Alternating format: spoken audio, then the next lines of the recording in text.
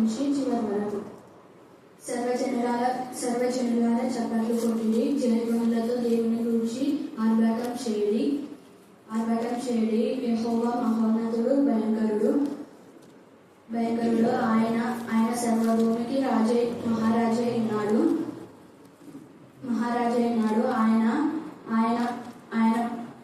ఆయన ప్రజలను, ఆయన జనులను మనకు లోపరిచి ఉన్నాడు. మన పాదముల కింద ప్రజలను అనుగదొరికి ఉన్నాడు. తాను ప్రేమించిన యాకోబునకు మహాతిశయాస్పదంగాను మన స్వాస్థ్యమును ఆయన మన కొరకు ఏర్పాటు చేసి ఉన్నాడు.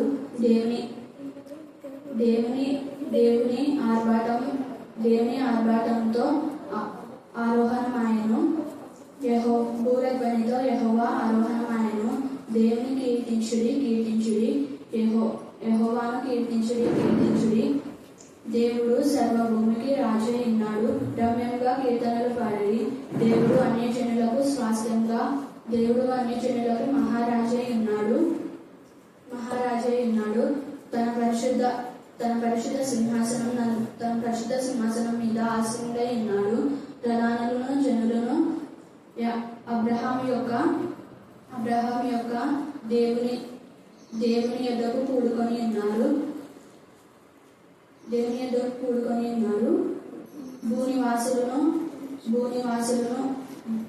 భూనివాసులను ప్రజలను ధరించుకొని కేడమును ధరించుకొని ఉన్నారు. అవి దేవునివి. ఆయన మహోన్నతుడు. ఆయన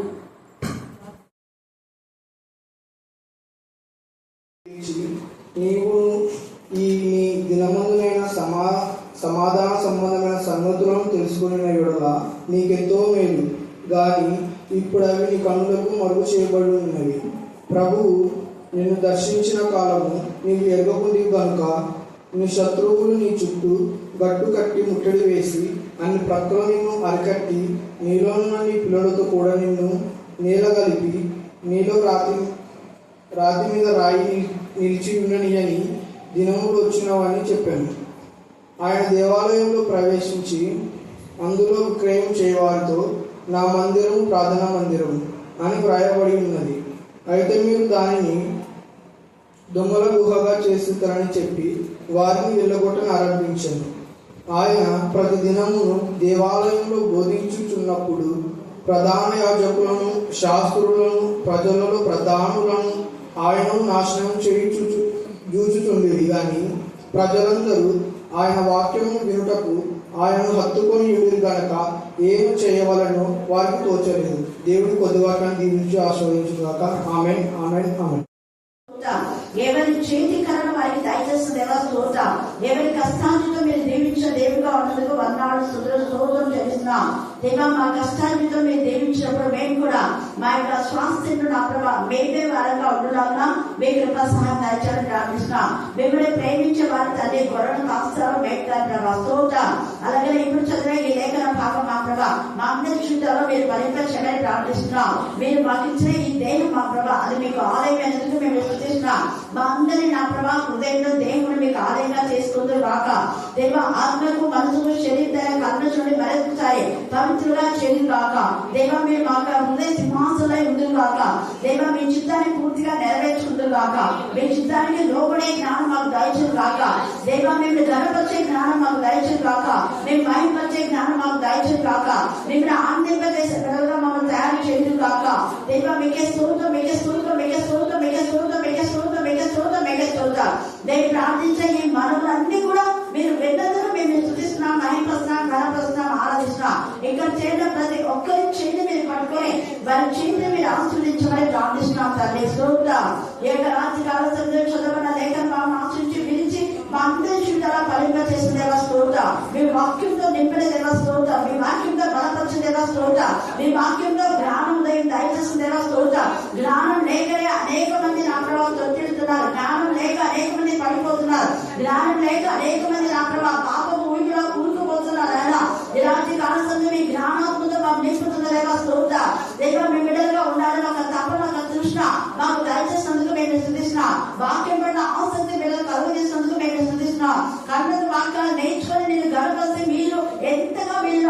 ఆనందిస్తున్నాడు తండ్రి. స్తోత్ర దేవా, మీరు మాలో ఆనందించినప్పుడు అదే మా నిజమైన ఆనందం తండ్రి. స్తోత్ర మమ్మల్ని ఆనందింపజేసిన స్తోత్ర, మమ్మల్ని బలపరిచిన స్తోత్ర, మమ్మల్ని మా ప్రభు నా తండ్రి ప్రతి వ్యాధి బాధ రోదన కన్నీళ్ళు. ఆదివారం అంటే ఏంటి? పరిశుద్ధ దినం. ఆదివారం ఏంటి? పరిశుద్ధ దినం. ఆదివారం అంటే పరిశుద్ధమైన దినం ఒకటి, ఇంకోటి పునరుద్ధాన దినం. పునరుద్ధాన దినం రెండు, ప్రత్యేకింపబడిన దినం, దేవునికి ఇష్టమైన దినం, మనం ఆశీర్వాదం పొందే దినం. ఇది మర్చిపోతున్నారు. మనం ఆశీర్వదించబడాలి అంటే ఈ దినంలో దేవుని యందు మనం ఆనందించాలి, లేదా దేవుని మనం ఆనందింపచేయాలి. దేవుని ఆనందింపచేస్తే మనకు ఆనందం వస్తుంది. అంటే రిఫ్లెక్షన్ అన్నమాట. ఒక అద్దం మిర్రర్ పెట్టినప్పుడు కాంతి కిరణాలు మళ్ళీ రిఫ్లెక్ట్ అవుతాయి కదా, సేమ్ ఇది కూడా. మనం ఆశీర్వదించబడాలి అంటే ఆశీర్వాదాలు ఎక్కడి నుంచో ఊడిపడ పై నుంచి వాక్యంలో ఉన్నది ప్రకారం చేస్తే ఈ యొక్క మరి నిజంగా మనం చూసినట్లయితే నా మందిరంలో దొంగలుగా చేశారు. ఎవరైనా దేవుని మందిరం ఏంటంటే చక్కగా ప్రార్థన మందిరం మంచిదే, మరి మనం రెండిట్లో ఉండాలి. ప్రార్థన మందిరం లాగా ఉండా మన హృదయము, లేదా దొంగల గుహగా ఉండా. ఎవరి జీవితం ప్రార్థనా మందిరంగా ఉంది, ఎవరి హృదయం ప్రార్థనా మందిరం ఉంది, ఎవరి కుటుంబం ప్రార్థనా మందిరం ఉంది, ఏ మందిరం ప్రార్థనా మందిరం ఉంది, ఏ మందిరం దొంగల గుహగా ఉంది అని మనం ఒక్కొక్కటి ఆత్మ పరిశీలన చేసుకుంటే, లేఖన వాళ్ళు ఇప్పుడు చదివిన లూకాసు వార్త 41 నుంచి చివరి దాకా తేటగా రాస్తాడు. అక్కడ ఇలాగ మీరు చేస్తే ఇది దొంగల గుహ, ఇలాగ చేస్తే ఇది ప్రార్థనా మందిరం. మరి యెషయా మనం 58వ అధ్యాయంలో మనము ఆశీర్వదించబడాలి అంటే దేవుని యొక్క ఆ దినాన్ని, ఇది దేవునికి ఇష్టమైన దినం, పునరుద్ధాన దినం, పరిశుద్ధ దినం, ప్రత్యేకింపబడిన దినం, ప్రతిష్ఠించబడిన దేవునికి ఇష్టమైన దినం, మనం ఆశీర్వాదం కొనుక్కునే దినం. ఎందుకో అక్కడ ఉంటాం. 9వ వచనం చదవండి. యెషయా, అప్పుడు నీవు పిలవగా యెహోవా ఉత్తరమిస్తాడా. ఎప్పుడు అంటే ఉపవాస దినమును ప్రత్యేకమైన దినమని నువ్వు ఎంచినప్పుడు, తర్వాత విశ్రాంతి దినము దేవునికి ఇష్టమే, అప్పట్లో విశ్రాంతి దినం. విశ్రాంతి దినంలో దేవుడు ప్రత్యేకించి ప్రతిష్ఠించినాడు అప్పట్లో. ఇప్పుడు అదే విశ్రాంతి దినంలో ఆదివార దినంలోకి మార్చినాడు. ఎందుకు అంటే వాక్యంలో ఆయన ఆది అయినాడు, అంతమై ఉన్నాడు. ఆయన అల్ఫాగా ఉన్నాడు, ఒమేగాగా ఉన్నాడు. ఆదిలో ఎంత ప్రాధాన్యతలో చివరిలో కూడా అంతే. అంటే చివరి దినములో దేవుడు నేను విశ్రాంతి తీసుకున్నాను కాబట్టి మీరు కూడా విశ్రాంతి తీసుకొని నాలో ఆనందించండి అని యేసు ప్రభు చనిపోయి తిరిగి లేచే వరకు శనివార దినంలో పరిశుద్ధ దినముగా, దేవునికి ఇష్టమైన దినముగా ఆ రోజు దేవుని మాత్రమే ఆరాధించాలి, స్తుతించాలి, మహిమపరచాలి, గణపరచాలి. అంటే దేవుని సన్నిధిలో అందరూ వచ్చి దేవుని సన్నిధిలో కనపడితే దేవునికి ఎంత సంతోషం. ఎవరైనా రాకపోతే దొంగలు, రానుడు దొంగలు. గుర్తుపెట్టాం. దేవుడిచ్చిన 6 రోజులు నీకు టైం ఇచ్చినాడు దేవుడు. ఆ రోజు నీకు జీవం ఇచ్చాడు.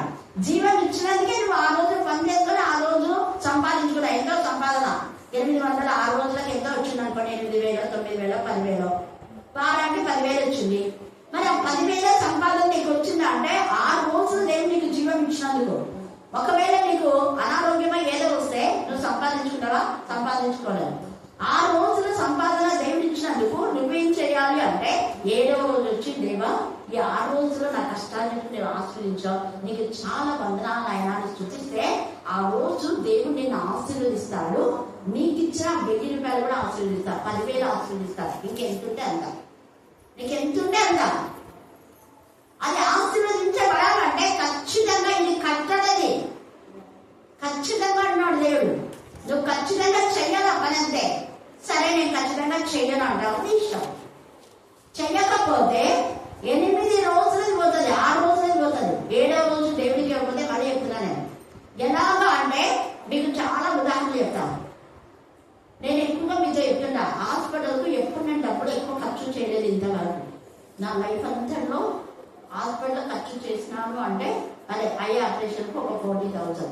అది కూడా మామూలుగా వేరే వాళ్ళకైతే ఫ్రీగానే చేస్తారు. మేము ఎంప్లాయీస్ కదా, పైగా నాకు ఉంది ఫ్రీగా చేసే అవకాశం ఉంది. ఉన్నా కూడా నేను ఒక క్రిస్టియన్ డాక్టర్ కాబట్టి వాళ్ళే సొంతంగా కట్టి చేసిన కాబట్టి నేను నా ఇష్టపూర్తిగా ఇది ఇస్తున్నాను ఈ హాస్పిటల్ మంచిగా. అంటే చాలా మంది పేదవాళ్ళు ట్రీట్ చేస్తుంటారు కాబట్టి వాళ్ళు అన్నారు, మేడం మీకు ఆరోగ్యశ్రీ పథకం ఉంది, మీకు ఫ్రీగా చేస్తారు, సుశీల నేర్చలేకపోయండి అన్నాను.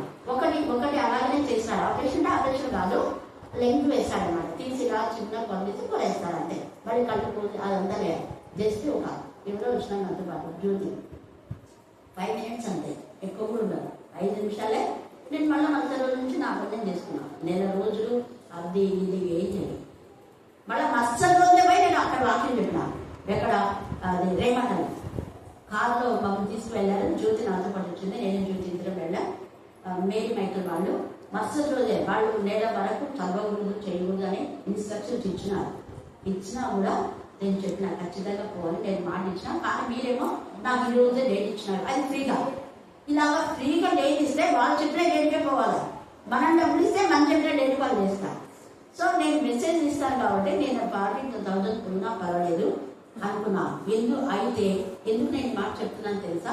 నా డబ్బులు ఎప్పుడు మెడికల్గా నేను యూజ్ చేయాలి, అనవసరంగా నాకు నేనుగా ఇచ్చేది అది 40,000. అంతకు మించి ఎప్పుడు కూడా ఏదో 5-10 చిన్న టాబ్లెట్సే కానీ ఎక్కువ అమౌంట్ అస్సలు నేను హాస్పిటల్లో పెట్టాను. కారణం ఏంటంటే ఖచ్చితంగా నా లైఫ్లో నా గుర్తున్నంత నాకు చిన్నప్పటి నుంచి కూడా ఆదివారం దినం ఎప్పుడు మేము చెయ్యలేదు. అది ఏ పరిస్థితి అయినా చెప్తున్నంతగా కంటే ఆపరేషన్ అయినా కూడా వెళ్ళినాము అంటే మీరు అర్థం చేసుకోండి. ఎక్కడైనా వేరే చోట వాక్యం చెప్పేది ఉంటేనే చర్చిలో నేను ఆప్సెట్ అయి ఉంటా. అది వేరే చోట వాక్యం ఉంటే సండే వేరే చోట నేను వెళ్తుంటాను. 2 years మారనాథ చర్చిలో ప్రతి సండే నేను అక్కడ వాక్యం చెప్పిన. దేవుడు నాకు ఆ అవకాశం ఇచ్చినాడు. ఎందుకు నేను ఇలా చెప్పినా అంటే ఆ రోజు నువ్వు ఇస్తే నీకు అది బ్లెస్సెడ్ అవుతుంది. అది ఎలా బ్లెస్సెడ్ అవుతుంది అంటే మనం బ్యాంకులో 10,000 స్టోర్ చేసినాం అనుకో, 10,000కి ఇంట్రెస్ట్ ఎంత. ఇప్పటికీ నేను 35 సంవత్సరాలుగా ఇక్కడ ఉన్నా, అదంతా నాకు నచ్చింది. హల్లెలూయా. అదే నేను ఆదివారం రోజు నేను పనికి వెళ్ళాను అనుకో, ఓవర్ టైం డ్యూటీ ఇదంతా చేసినాం అనుకో, అంటే మాకు టీచర్స్ కంటే సెలవు ఉంటుంది. చాలా మంది ఓవర్ టైం చేస్తుంటారు, కూలికి పోతుంటారు. ఎవడమ్మా రోజు కూలి అని కూలికి పోయినా ఉంటాయి. మళ్ళీ చెప్తున్నా, మీరు కావాలంటే చూసుకోండి. ఖచ్చితంగా ఆదివారం రోజు కూలికి పోయినంటే ఆ కూలికి డబ్బలో తిరుగులో లేకపోతే ఎంత పోతుందో తెలియదు నాకు, కావాలంటే చూసుకోండి. అదే ఆదివారం దినంన నువ్వు పనికి పోకుండా దేవునికి సమయం మెడికల్ ఏదైనా కూడా నేను చాలా మంది చెప్తున్నా, మీరు మెడికల్ షాప్ క్లోజ్ చేయండి చెప్తాను.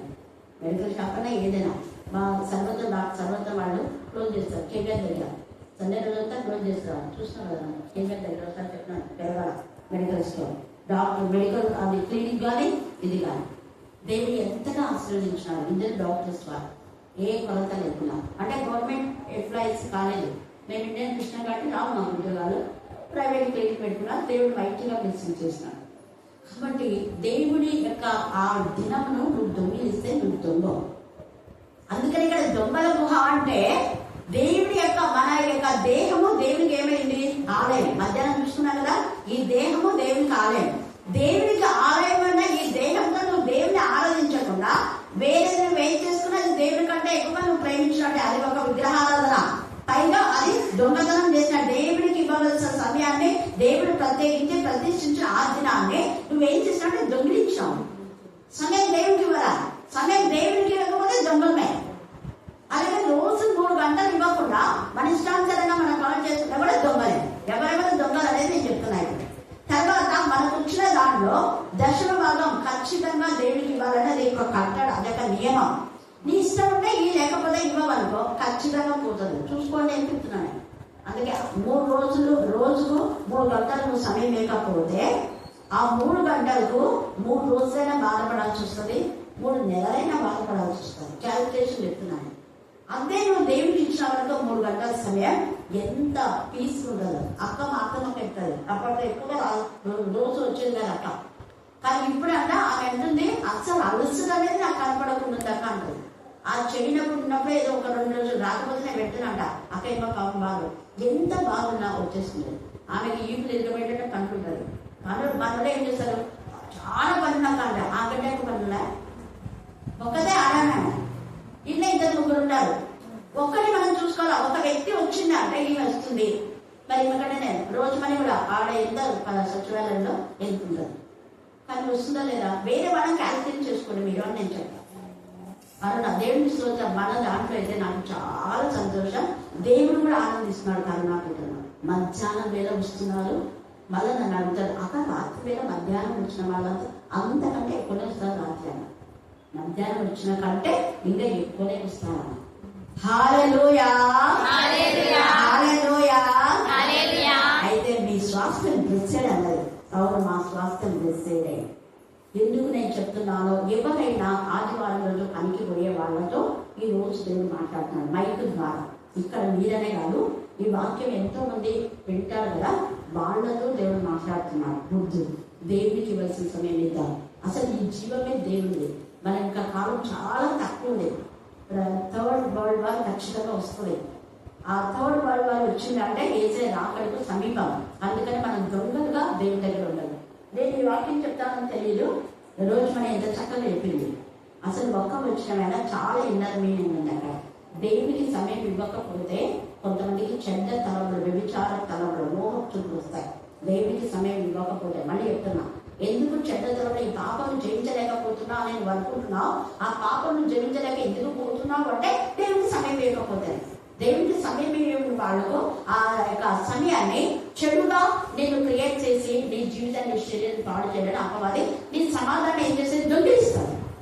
ఎవరైనా వ్యభిచారులు కానీ పాపం చేసిన వాళ్ళు దొంగలు కానీ వాళ్ళకి ఎప్పుడు నెమ్మది ఉండదు. మీకు తెలుసో తెలియదు, అస్సలు నెమ్మది. కూర్చున్నా లేచినా దొంగతనం బయటపడుతుందేమో, వ్యభిచారం చచ్చిపోయే వాళ్ళకి ఇదే ఉంటుంది. అలాంటి చోట నేను పాపం చేస్తా, ఆ పాపం ఎప్పుడు బయటపడుతుందో ఎవరన్నా చూసినా లేదో చూసినట్టు చెప్పారు. ఇదే ఉంటుంది. ఎప్పుడు సంచి వేదిక ఇదే, అదే కూర్చా అని గిరేగా ఉంటుంది. ఇదే ఉంటుంది. కూర్చున్నా లేచినా తిన్నా ఎవరైనా పొరపాటున అట్లా పోయించారనుకో, వాళ్ళు పాపం చేసినప్పుడు ఆ వ్యక్తి చూసినాడేమో ఇదే ఉంటుంది. లేదా వాళ్ళకి పోయి అడిగి మళ్ళీ అది క్లారిటీ చేసుకోవాలి. ఏం చూసినా నేనేం చూడాలని అనుకో, చూసలేదా నేను తెలుసులే నీకు అదంతా, మళ్ళీ చూసినావా అని మాట్లాడతావా అన్నా అనుకో. అయిపోయిందా మీరు ఎప్పుడు చెప్తారని వాళ్ళతోనే ఏం చేస్తారు, కాఫీ తాగుతుందా కింద తాగుతుందా మరి మళ్ళీ మంచిగా చేసుకొని చెప్పకుండా పెళ్ళి వాళ్ళంటే మీకు హేటే. ఇంకా కొంతమంది ఇంకా కొంతమంది ఏం చేస్తారంటే వాళ్ళ పాపం ఎవరైతే చూస్తున్నారో వాళ్ళని చంపే వరకు కూడా మొదలుపెట్టారు. చావాలని కూడా ఇష్టపడతారు. పాపం అనేది ఎంత భయంకరపడారు. అందుకే ఇక్కడ వ్యభిచారులు, దొంగలు, నరహంతకులు వీళ్ళందరూ కూడా నరక అగ్ని గంధకాల్లో పడిపోతారంటే అంత బాధ అనుభవించకుండా మనం ఏం చేయలేము. మన దేవుని కాలేం కాబట్టి దేవునికి ఇవ్వాల్సింది ఇచ్చేద్దాం. తర్వాత ముందు ఆయనకి ఇవ్వాలి. ఇచ్చిన తర్వాత చూడండి మీరు. అందుకే అంటాడు మలాఖీలో 3 చూడండి, మీరు ఇచ్చినట్టు శోధించండి అంటారు. దేవునికి సమయం అండి. ఆదివారం పనికి పోవద్దు.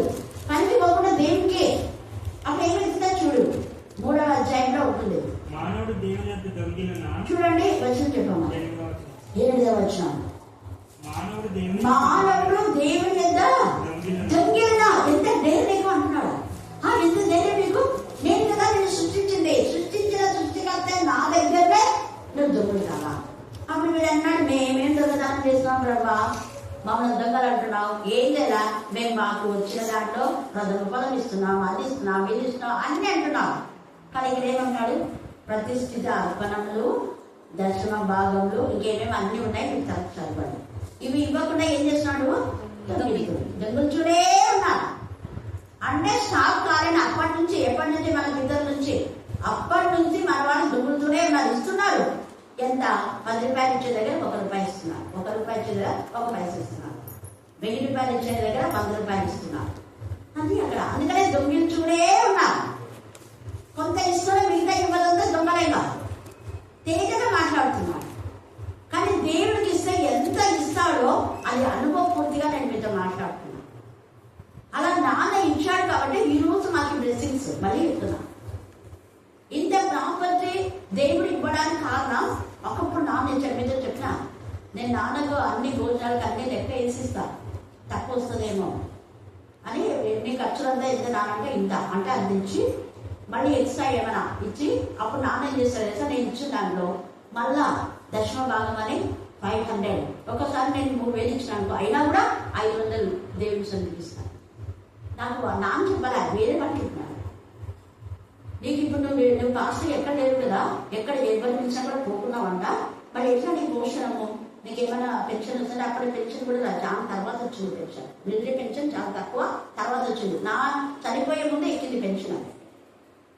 అంటే నేను అర్థం ఏంటంటే నాన్న ఎప్పుడు ఎవరిపైన ఆధారపడాలి, దేవుడి పైన ఆధారపడ్డా.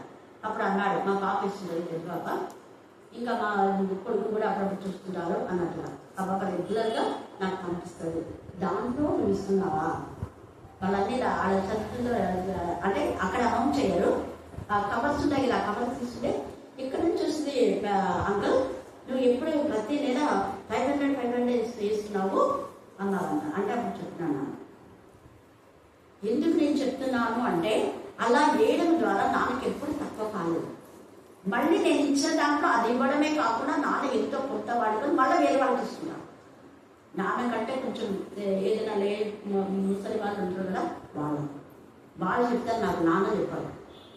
నేను ఇది నీకు డ్రెస్ తీసుకో ఏదైనా వస్తాను. అందుకనే కొన్నిసార్లు చూసి నువ్వేం తీసుకోవాలని నేనే బట్టలు కొని తీసుకున్నా. మళ్ళీ 2-3 జతలు ఇచ్చినాను, మళ్ళీ ఒక జత ఎవరికో ఉంటారు. కానీ నాకు అక్కడ నాన్న చేసినాడు, నాకు ఇక్కడ తక్కువ కాలేదు. చెప్పాను కదా, నేను అనుకోకుండా ఇంకా చాలా మంది ఉన్నారు ఇక్కడ మీరు నాకు ఇచ్చిన వాళ్ళు. ఇంకా వీళ్ళు కాకపోతే అన్ని ఇంకెంతమంది అంటే ఎన్ని అంటే నాకు చెప్పలేను. దాదాపు 40 ఇచ్చిందేమో. ఆ 40లో నేను ఇచ్చిన కొన్ని 20 వేల ఇతరులకు 20 నా దగ్గర ఉన్నాయి. హల్లెలూయా. అంటే దేవుడు అక్కడ అడుగుతున్నాడు, అక్కడ నువ్వు ఇస్తే నీకు ఎప్పుడు తక్కువ కాదు అనేది. మనం ఎప్పుడు నేర్చుకుంటామో మనకు అర్థం కాలేకపోతుంది. ఇక్కడ దేవుడు తేటగా ఇక్కడ మాట్లాడుతున్నాడు. నేను మళ్ళీ చెప్తున్నా, కొంతమంది సమయం ఇస్తే ఆ అమౌంట్ ఇవ్వాలి, అమౌంట్ ఇచ్చే వాళ్ళు సమయం ఇవ్వరు. చాలా మంది దశంభాగం ఖచ్చితంగా ఇస్తారు, అలా ఉన్నారు చాలా మంది. దశంభాగాలు గీత గీసుకొని ఇచ్చే వాళ్ళు ఉన్నారు, ఖచ్చితంగా ప్రతి నెల దశంభాగం ఇస్తారు. కానీ దేవుడి సన్నిధికి రాదు. దేవుడికి వెళ్ళిన సమయం ఎప్పుడు వస్తారు? ఆదివారం దినం. వేస్ట్ అని ఉత్త ఆదివారం దినం ఒక్కటే కాదు, రోజుకు నీ ఇంటి దగ్గర ఇవ్వాలి. ఆదివారం క్రైస్తవుగా, పండగ క్రైస్తవులుగా ఉంది. మనం ఇంత ప్రేమించి మనల్ని అనుదినము జీవంతో నింపిన దేవుని మన సముద్రం. అందుకని మనం అక్కడ ఇవ్వలేకపోతున్నాం కాబట్టి దొంగతనం సైతాన్ని కూడా ఏం చేస్తున్నాడు? నీకు దొంగిలిస్తున్నాడు. ఏం దొంగిలిస్తున్నాడు? నీ సమాధానం, నీ ఆరోగ్యం దొంగిలిస్తున్నాడు, డబ్బులు ఎట్లా పోతున్నాయి, నీ సమాధానం దొంగిలిస్తున్నాడు, మీ ఇంట్లో గొడవలు, పీస్ ఆఫ్ మైండ్ లేదు, నీ పంట చీడ పురుగులన్నీ పంపిస్తాడు దేవుడు. మహాసైన్యం అంటారు దేవుడు పంపించి, అదే పనిగా దేవుడు పంపితేనే పోతాయి. ఎక్కడైనా చీడ పురుగులు పడ్డానికి దేవుడు పంపినప్పుడే పంపి అవి కొరికి పడేస్తాయి. అదే దేవుడికి ఇచ్చినామో వాటికి ఆజ్ఞానిస్తాయి. ఇది నా రక్తంతో కలిగినటువంటి పొలం, టచ్ చేయలేకుండా దాటిపోతుంది. అక్కడ నిజంగా పస్కా అని అంటే అక్కడ ఏమైపోతుంది? దాటిపోట. ఆ ఇంటిని ఏసయ్య రక్తం ఎక్కడైతే గొర్రెపిల్ల రక్తం ఉందో ఆ ఇంటిని దాటిపోయాయి. తెగులు దాటిపోయింది, అనారోగ్యం దాటిపోయింది, ఆర్థిక సమస్యలు దాటిపోయినాయి. అన్ని మనకి ఈవునే ఇస్తుంటాడు దేవుడు. ఇవ్వడమే మనం దేవుడికి ఇస్తుంటే మనకు వస్తూనే ఉన్నాయి. ఒకటిస్తే ఇంకా అయితే ఇస్తాడని బాగుంది. ఇది కూడా తప్పే.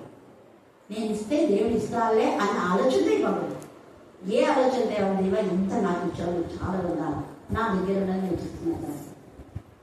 అలాగే నాకు ఇచ్చే ఈ దినంలో ఈ సమయం మీకు ఇస్తున్నా ప్రభా, 24 గంటలు నేను 3 గంటలు ఇవ్వకపోయినా ఈ సమయాన్ని ఇస్తున్నా అనని ఇవ్వండి. ఎంత ఆశీర్వదిస్తారో చూడాలి. దేవుడు ఇచ్చిన సమయాన్ని ప్రభా ఇది నీవి, నాది కాదు. నువ్వు నాకు ఆరోగ్యం ఇచ్చావు, నేను పనిచేసుకోగలిగినా. నువ్వు నాకు ఆరోగ్యం ఇద్దాం, పనిచేస్తావా? చేయను.